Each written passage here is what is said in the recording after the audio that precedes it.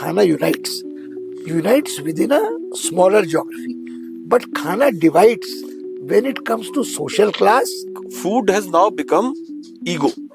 अब पहाड़ी को आग लग गई कि आगे बाहर वाले हम खा रहे हैं। हमारी तोंदे बता रही हैं कि हम खाने पीने के शौकीन हैं। मेरा ये कहना है कि सेक्स और खाना एक ऐसी चीज है जिसमें हर आदमी की दिलचस्पी रहती है। ये जो मिथ है कि steamed is better than fried, उसने समोसे को मारा, उसने ब्रेड पकौड़े को मारा।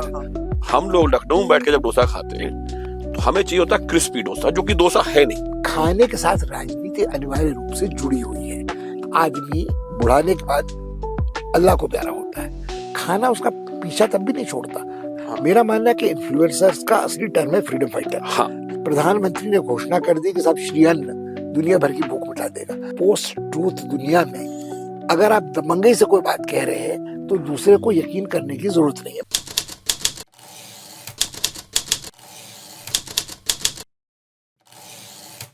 Hello and welcome to left right centre. Pushpesh Pant साहब, बहुत बहुत स्वागत है आपका। शुक्रिया सर। बात शुरू करें कि मतलब जैसे मैंने कहा कि हिस्ट्री हो, खाना हो, लेखन हो, कविता हो, थिंक टैंक हो, इस सब से सिमट के बाद फूड पर आकर पिछले कुछ समय से टिक जाती है।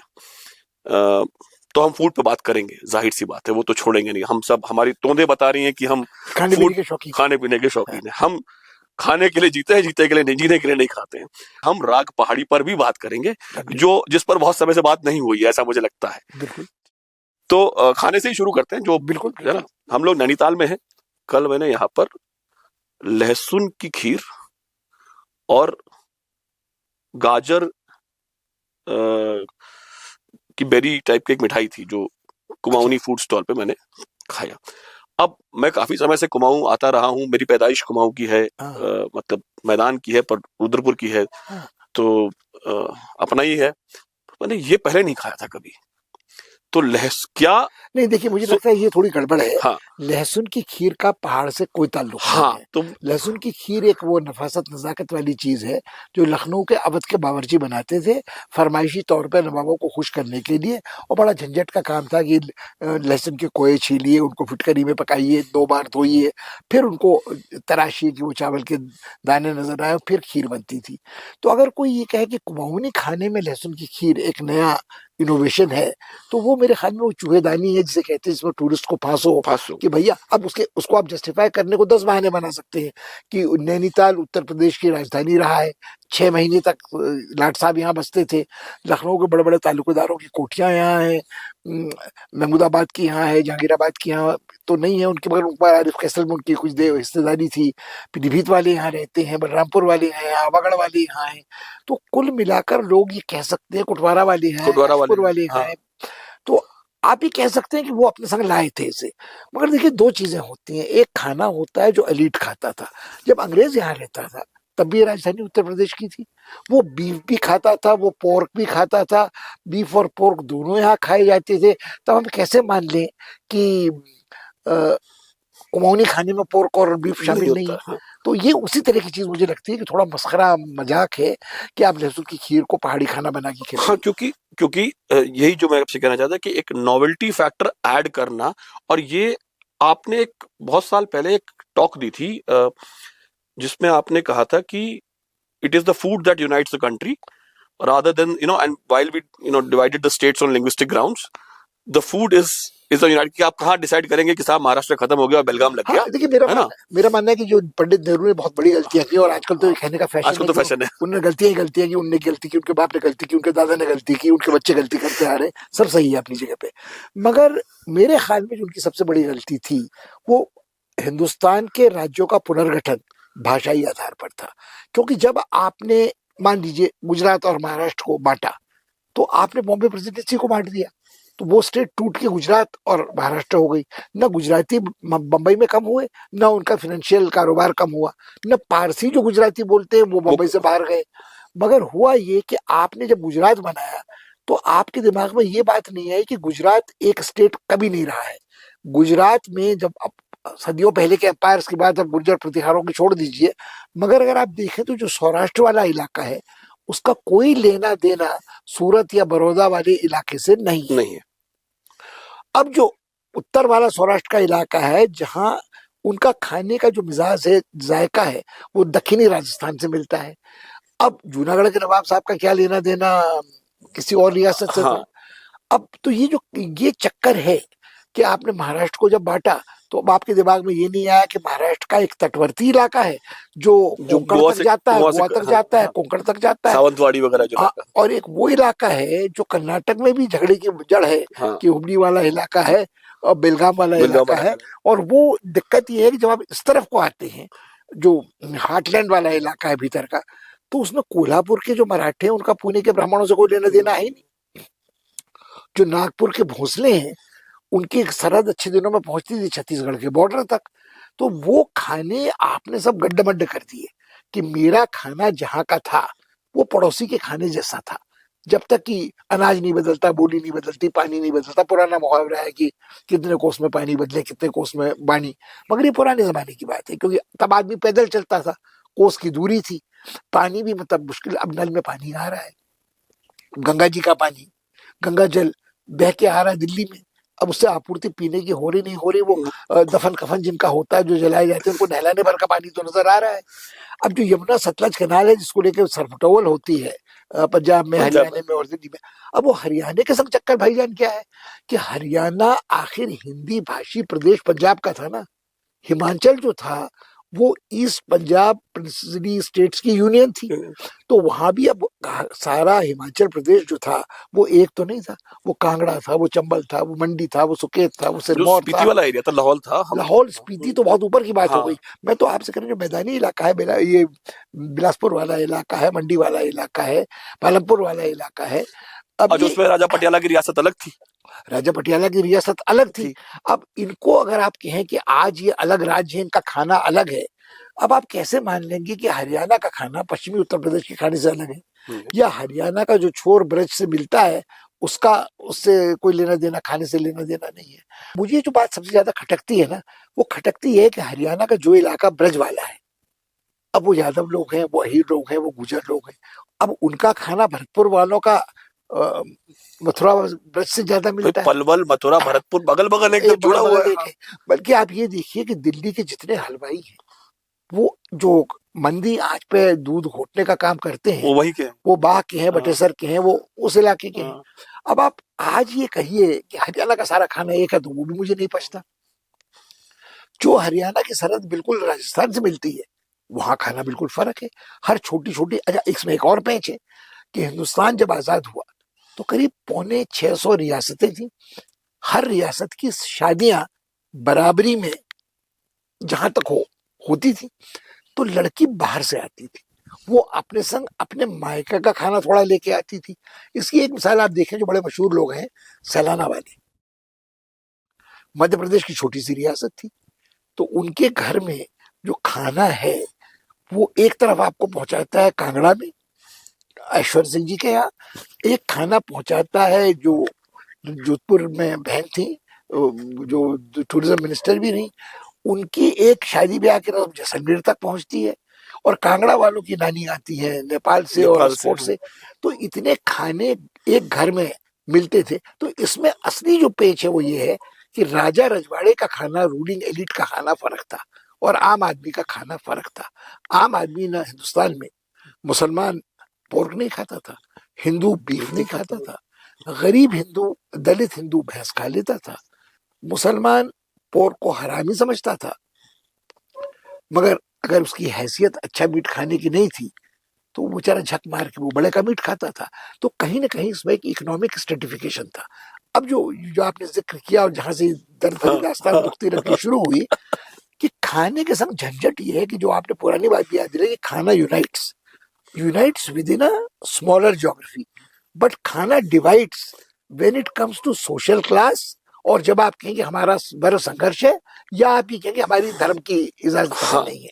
अब उसमें दो चीजें और है। खाना मैं you just said the line, I was going to come to that कि खाना डिवाइड्स वाली जो बात है, वो एक डिवीजन तो ये है कि साहब जैसे तमिलनाडु और कर्नाटका के दोनों कहते हैं, उडुपी कहता है डोसा हमारा, तमिलनाडु कहता है साहब फलाने वेद में लिखा था, फलाने शास्त्र में है कि हमारा उससे 1000 साल पहले डोसा था।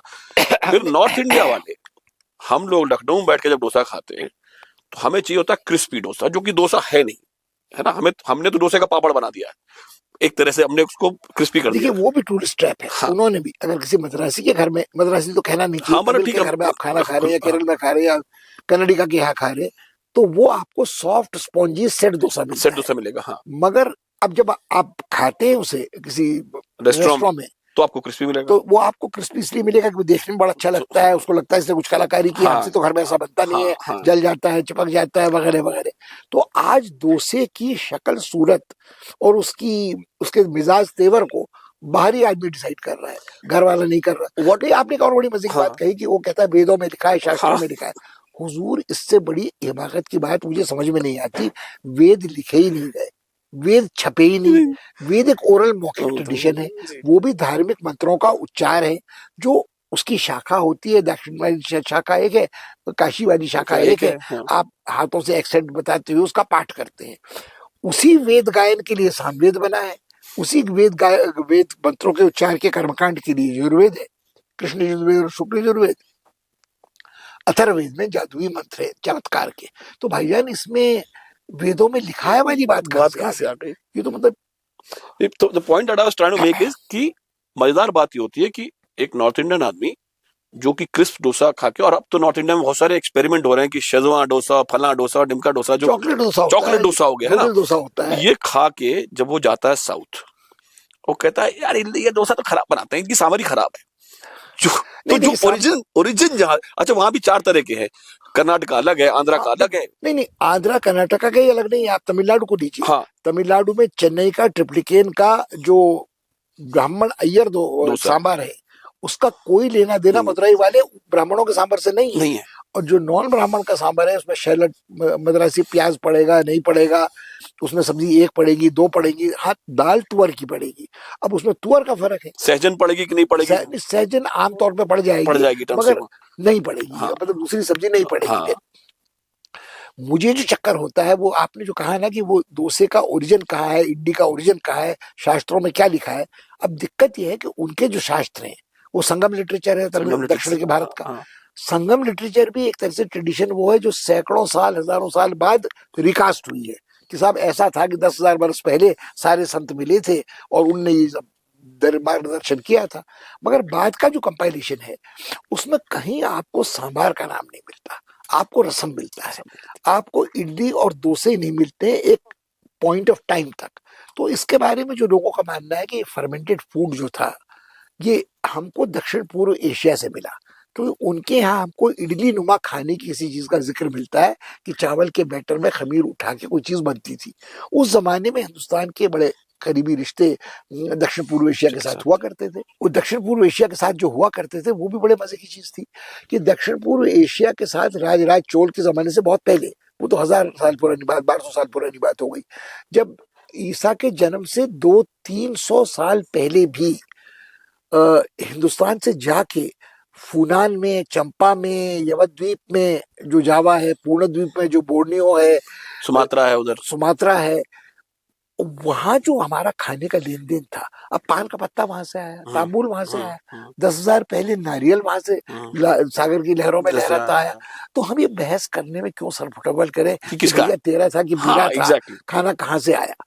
अब देखिए, मैं आपसे अर्ज करूं, बीच में ये खाने को लेकर जो राजनीति होती है, मेरी खाने में दिलचस्पी इसलिए बढ़ी है कि खाने के साथ राजनीति अनिवार्य रूप से जुड़ी हुई है। कैसे जुड़ी हुई है? प्रधानमंत्री ने घोषणा कर दी कि साहब श्री अन्न दुनिया भर की भूख मिटा देगा। अरे साहब, ताबड़तोड़ लोगों ने शीर्षासन करना शुरू कर दिया, हम भी सुपर फूड खाएंगे, हम भी श्री अन्न खाएंगे, और श्री अन्न से ये होगा और श्री अन्न से वो होगा। आप ठंडे दिमाग से सोचिए कि हिंदुस्तान की आबादी का कितना बड़ा हिस्सा प्रधानमंत्री की इस दिग्विजयी घोषणा के पहले से मिलेट खाता है। में खा जाता है। बाजरा मिलेट है, हाँ, जो राजस्थान में खाया जाता है, गुजरात में खाया जाता है। रागी है, जो मिलेट है, वो कर्नाटक में खाया जाता है। दक्षिण में जो दक्कन का पठार है हैदराबाद के इर्द गिर्द, वहाँ ज्वार खाया जाता है। नाचनी है महाराष्ट्र में, नाचनी है महाराष्ट्र में, मिलेट है। आप पूर्वांचल में जाए तो मंडुआ खाया जाता है, मिलेट है। उत्तर भारत में मंडुआ मिलेट है। अगर आप देखें, उगल कोटू जो है वो बकवीट है, जो शोरगम है वो मिलेट है। तो भाई साहब, अमरंथस है वो मिलेट है, माइनर मिलेट है, मेजर मिलेट्स हैं, सूडो मिलेट्स हैं। तो अगर आप नक्शे पे छापें कि कौन कौन लोग बाजरे की रोटली, बाजरे की खीर, बाजरे की राबड़ी राजस्थान में भी खाई जाती आते है, इन सब चीजों को देखें तो आपको लगेगा कि हिंदुस्तान का बड़ा हिस्सा जिनके पास पैसा नहीं था वो मिलेट ही खाते थे। मिलेट खाते थे, और जिनके पास पैसा था भी उनकी जुबान पे अपना मिलेट इतना चढ़ा था कि वो भाकरी जो होगी, हाँ जुनकर भाकरी, हाँ, वो ज्वार की होगी, ज्वार की होगी। जो बाजरे की रोटी होगी वो बाजरे की होगी, जो बाजरे की खिचड़ी होगी वो बाजरे की होगी, वो बड़ी मजे की खिचड़ी होगी, इसमें दाल भी नहीं मिलाई हाँ जाएगी। हाँ, तो मुझे लगता है कि दिक्कत ये है कि हम ये भूल जाते हैं जब खाने के बारे में सामान्यीकरण करते हैं कि ये हमारा खाना है, हमें तो पता है हमारा खाना क्या है। पर इसमें ये एक चीज और की सर, एक मतलब ये बात कहीं और चली जाएगी, पर एक चीज और जो हम लोग एक्चुअली कल ये बात कर रहे थे, मुझे ये अपना अनुभव है कि food has now become ego, कि मेरा खाना सर्वश्रेष्ठ है, मेरा खाना ही बेटर है, मेरी दाल तुम्हारी दाल से बेटर है। पहले पहले मतलब मैं आज से 20-25 साल पहले कह रहा हूँ, ये ईगो नहीं थी, भाई देखिए, शेयरिंग थी कि यार ये खा के देखो। ये खा के देखो हाँ कैसी है। हाँ, नहीं, दिक्कत ये हुई ना, देखिए कि हमें इसकी दो चीजें हैं। देखिए मैं एक और फतवा देता हूँ, मेरा ये कहना है कि सेक्स और खाना एक ऐसी चीज है जिसमें हर आदमी की दिलचस्पी रहती है, मगर वो खुलेआम जरा परहेज करता है। तो आज खाने के संग ये हुआ है कि खाना कम है और खाने की ये पोर्नोग्राफी आपने ज्यादा है। मुझे थंबनेल दे दिया है, सेक्स और खाना जो है ना बिकाऊ माल दे दिया आपने, सही कहा, जो फूड पॉर्न है। नहीं, तो मैं आपको बताऊं हाँ खाना और सेक्स एक क्यों हाँ कॉमन क्यों है। हाँ, एक उम्र के पहले बच्चा जब माँ के पेट में आता है तो खाना चेंज हो जाता है कि आप आसन्न प्रसवा को क्या खिलाएंगे, क्या खिलाएंगे? पंजीरी खिलाएंगे, वो क्या खाएगी क्या नहीं खाएगी, उसकी परवर्टेड एपिटाइट होगी, मिट्टी खुरच के खाएगी, क्या करेगी। बच्चा पैदा होगा, उसका अन्नप्राशन होगा। बच्चा छोटा है तो उसको खाना वही मिलेगा जो जो पचा अब सके। मेरी उम्र के बूढ़ों को मिलेगा, हाँ, जो पचा सकता है। पचा भैया सकता है, हाँ। पतली खिचड़ी खा, लौकी की सब्जी खा, रोटी की छिलका फोड़ खा। आपको अब वो उद्दीपक खाने नहीं मिलेंगे हाँ, जो बाजीकरण, स्तंभन, वीर्यवर्धक, पुष्टिवर्धक होते थे। अब वो खाने कब होंगे, जब किशोरावस्था में आपके बदन में हार्मोनल सेक्रेशन होगा, हाँ, आपकी मसें भीग रही होंगी, आपके कंधे चौड़े हो रहे होंगे, अगर कन्या है तो वक्षस्थल का उभार होगा, नितंब मरकट होंगे। तब आपको सेक्सुअल अराउजल के संग संग खाने की वो डिजायर होगी जो बच्चे के खाने से बहुत अलग है। अब आप ये खा सकते हैं। हाँ, फिर आप गृहस्थ जीवन में होंगे, आप सब संभोग वगैरह भोग संभोग करते रहेंगे। जब बुढ़ाने लगेंगे तो फिर परहेज की जरूरत पड़ेगी। बीच में एक दौर ऐसा आएगा जब आपका पौरुष अक्षुण नहीं है, अब आपका जोश जवानी हाय हाय नहीं है, तो अब आप क्या करेंगे, आप उसको बढ़ाए रखने के लिए च्यवन ऋषि वाला नुस्खा अपनाएंगे और च्यवनप्राश खाना शुरू कर करेंगे। देंगे। च्यवनप्राश नहीं खाएंगे तो कोई कुश्ता खाएंगे, कोई माजून खाएंगे। फिर कोई पहाड़ से आके बोलेगा असली शिलाजीत है, घर खा लो। असली शिलाजीत तो है। अब शिलाजीत से तो कोई होना हमारा है नहीं, नहीं, कस्तूरी से होना है, हाँ, मुस्क से होना है, अगर होना है, तो मगर वो सारा साइकोलॉजिकल असर है। हाँ, अब मेरा मानना ये है कि अब आदमी उसके बाद, जब बुढ़ाने के बाद अल्लाह को प्यारा होता है, खाना उसका पीछा तब भी नहीं छोड़ता। पिंडदान होता है, पिंडदान होगा। श्राद्ध होगा, चेल्लम होगा, तो जन्म के पहले से मृत्यु के बाद तक खाना आपके साथ रहता है। अब कहीं और लिखा हो ना लिखा हो, उपनिषद का एक सूत्र है, न च वित्तेन तर्पणीयो मनुष्य, मनुष्य की मुक्ति पैसे से नहीं होती, पिंडदान से, अन्न से ही होती है। अब दिक्कत क्या है कि यही अन्न है और यही सेक्स है।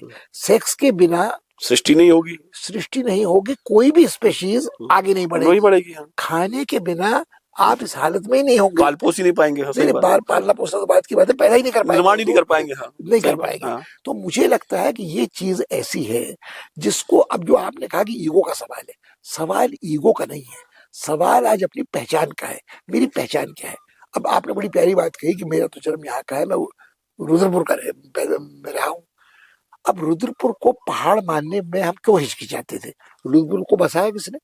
पंजाबियों ने। नहीं, हाँ, पंजाबी तो रुद्रपुर का नाम रुद्रपुर कैसे पड़ा हुजूर? हाँ, तो रुद्रचंद नाम का एक राजा हाँ, था हाँ, जिसने हाँ, बनाया। हाँ, बाज बहादुर था जिसने बाजपुर बसाया। बाजपुर बनाया। हाँ, मगर उसने नाम देके शहर में बस्ती में एक खेमा गाड़ा। बसाने वाले पंजाबी थे, पंजाबी थे। क्योंकि यहाँ सांप थे, यहाँ मच्छर थे, यहाँ बाघ थे, यहाँ लोगों की, पहाड़ी आदमी की हिम्मत यहाँ बस। वो ज्यादा से ज्यादा भाबर तक आता था, कोटा बाग तक, काठगोदाम तक, रानी बाग तक।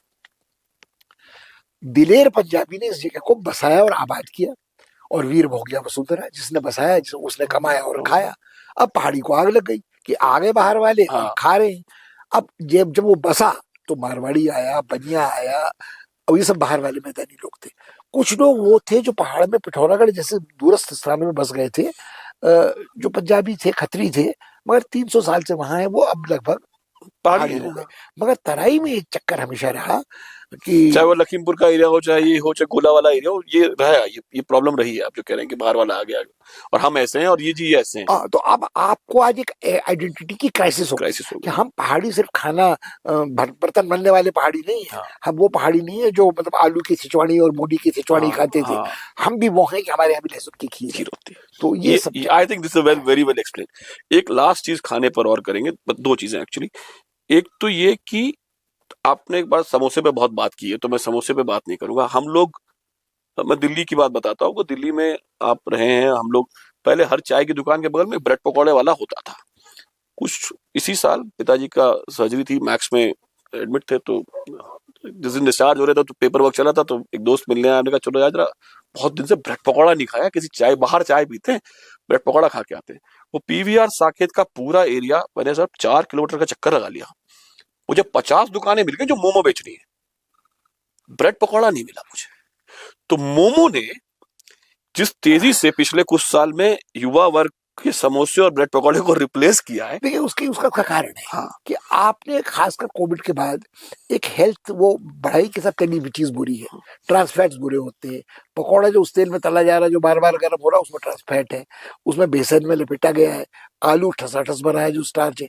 मोमो के बारे में मिथ क्या है कि मोमो सिर्फ स्टीम्ड है। पर है तो कच्चा, नहीं, कच्चा तो मैदा है। मैदा है, मगर अब कुछ लोग आटे के मोमो भी बेचने लगे हैं।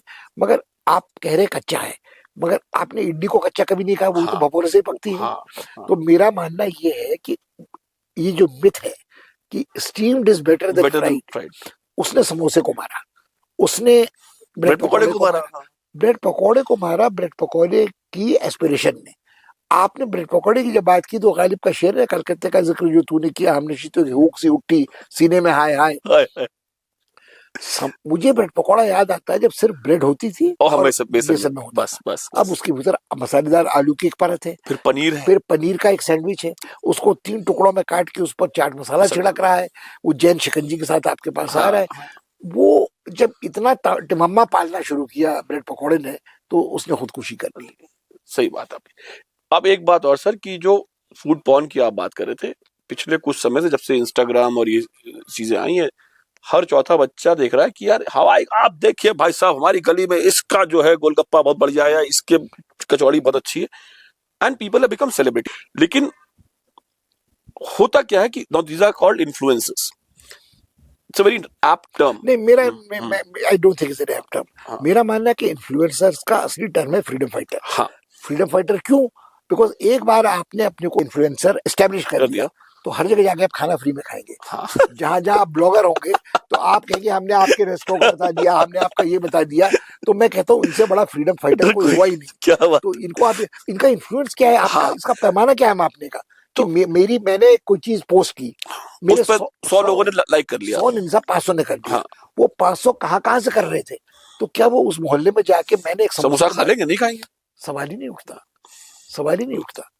तो मैं यही इसी ब्रीड की बात कर रहा हूं कि अब कई लोग, मैं ये नहीं कह रहा सबको, पर कई ऐसे हैं जिनको जानकारी भी नहीं होती है और वो उतने कॉन्फिडेंस से उस चीज को बताते हैं और उसको कई लोग देख रहे होते हैं, और जो हम जिस मिथ की बात आप कर रहे थे, वो मिथ बहुत तेजी से फैल रही है। देखिए दिक्कत क्या है कि ये पोस्ट ट्रूथ दुनिया में अगर आप दबंगई से कोई बात कह रहे हैं तो दूसरे को यकीन करने की जरूरत नहीं है। मैं आपको एक सी छोटी मिसाल देता हूँ, मेरे बारे में है, बट मैं सेल्फ प्रमोशन नहीं कर रहा हूँ। नहीं, बड़े मजेदार ब्लॉग आया। जी जी, ब्लॉग ये था कि रेड्डी साहब जो रिजर्व बैंक के गवर्नर थे, उनकी किताब छपी है, उसमें कर चोरों की एक लिस्ट थी।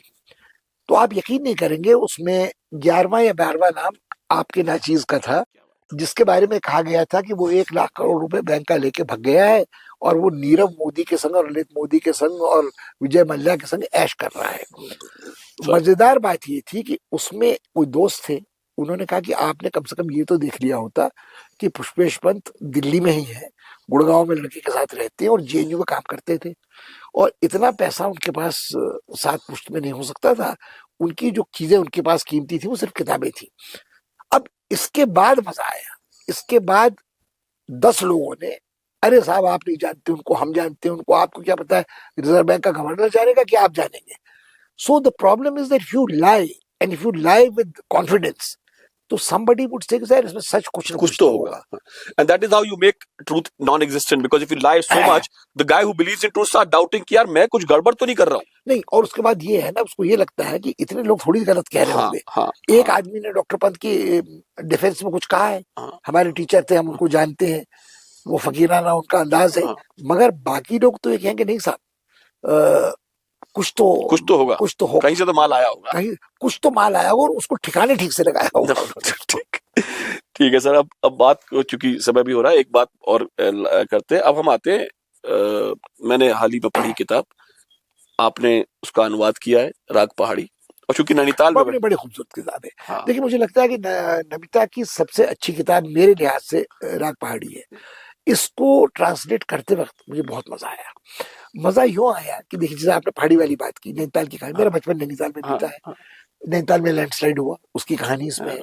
कन्वर्शन की कहानी इसमें है कि छुपा के रखा लेक को, छुपा के गोरे रखा, साहब आए, गोरे उन्होंने साहब आए, डिस्कवर किया। इसमें गैजेटियर की कुछ बातें हैं, कुछ जो किंवदंतियां थी वो शामिल है, कुछ जो ईसाई लोगों का प्रचार था वो शामिल है। अब बेचारा यतीम आदमी ईसाई जो मेहतर है वो बन जाता है, वो सोचता है मैं बराबरी में आ गया, मगर आता नहीं, वो रहता ईसाई मेहतर जॉन ही है। बनने के बाद तुम बराबर खाना तो नहीं खाओगे बराबर ना। खाना नहीं खा सकते हो। हाँ, अब ऐसे एक ब्राह्मण है जिसकी जात चली जाती है, वो ब्राह्मण बन जाता है, वो जरूरत से ज्यादा फिर हाँ, प्याज खाने वाला मुल्ला बनता है, मगर वो भी स्वीकार नहीं होता है। तो ये कहानी जो है, इसमें कहीं न कहीं कई परतें हैं। एक परत वो है कि नैनीताल का अल्मोड़े से क्या रिश्ता था, बामनों का क्या रिश्ता था, जातिवाद कितना था। जातिवाद कितना था, ठाकुरों का क्या रिश्ता था, जो ब्राह्मणों के रिश्ते थे वो नेपाल तक तार पहुंचते थे वैदिकी से या हाँ, ज्योतिषी से। ज्योतिषी से। तो वो कहानियां जो है ना, उनकी अनगूंज आज भी पहाड़ में बाकी है, कि आप अल्मोड़ा के ब्राह्मण हैं, आप कसून के हैं, आप जिजाड़ के हैं, आप शिलखोले के हैं, आपकी रिश्तेदारियां कहाँ कहाँ हैं, आप विलायत से लौटे थे तो क्या हुआ था। तो मुझे लगता है कि राग पहाड़ी में वाकई में वो राग पहाड़ी का जो एक बंदिश है ना, बड़े गुलाम अली खां साहब की, कि याद पिया की आए, जी, तो मुझे लगता है वो याद पिया की आय में याद की परतें नैनीताल की पहाड़ की खुलती चली जाती है। अब उसी में अंग्रेज भी आ रहे हैं, उसी में अंग्रेज भी और आ रहे कुछ हैं, अंग्रेज बस रहे हैं, उनको अपना लगता है, लेकिन फिर वो बागी हो गया है तो बिल्कुल, उसको लटकाना भी है, उसको और लटकाना भी है। चौराहे पे नहीं, लटका। जो आया है उसमें बड़ी पेच है, जो हाँ, अंग्रेज जो आया है उसमें स्कॉटलैंड वाला रामजे है, रामजे, हाँ, जिसकी अपनी लड़ाई विलायत में चल रही है, हाँ उसमें आयरिश पढ़ाने वाले स्कूल के जिनकी अपनी लड़ाई चल रही है, अंग्रेज हैं जो फौजी सिपाही हैं, मरीज हैं, और ऊपर हुक्म हाकिम हुक्काम है। हाँ, तो ये सारी कहानियां उसमें हैं। कहानियां क्या, ये यादें हैं, याद है। और ये यादों की परतें उभरती चली जाती हैं। ये मुझे लगता है राग पहाड़ी की नहीं, खूबसूरती उसका है। जो अनुवाद भी है, जो translation is not an easy job. No, it is not. हाँ, मैंने नमिता की 3 किताबें जी ट्रांसलेट की जी हैं, जयपुर जर्नल्स भी जी, ट्रांसलेट की है प्रभात रंजन जी के साथ मिलके, और इनकी एक और किताब भी मैंने ट्रांसलेट की है। आजकल मैं तीसरी चौथी किताब की ट्रांसलेट कर रहा हूँ। मगर इस किताब के ट्रांसलेशन में मजा इसलिए आया कि आप खुद अपनी यादों को भी परे खोले रहे ना, कि मेरी यादें जब मैं 5 साल का 7 साल का नैनीताल में था, तब नैनीताल क्या था, अब नैनीताल क्या है। तब मैं सोचता हूँ कि उस वक्त जो नैनीताल में 50 साल का रहा होगा, उसको नैनीताल की अपनी यादें बचपन की कैसे याद वो आएंगी। वाली है। तो कल मेरे लड़के ने किसी से पूछा, अमरूद शाह जी के साथ उसकी बातचीत चल रही थी, कि हमारे यहाँ फोटोग्राफी तो आई, आपने भी बड़ा कमाल किया, मगर किसी ने पेंट क्यों नहीं किया नैनीताल, हाँ, किसी ने लाइन स्केचेस क्यों नहीं बनाए। अंग्रेजों ने बनाए, अंग्रेज औरतों ने बनाए, मगर हिंदुस्तानियों ने क्यों नहीं जिस जगह वो रहते थे उसके स्केचेस बनाए, उसकी पेंटिंग की।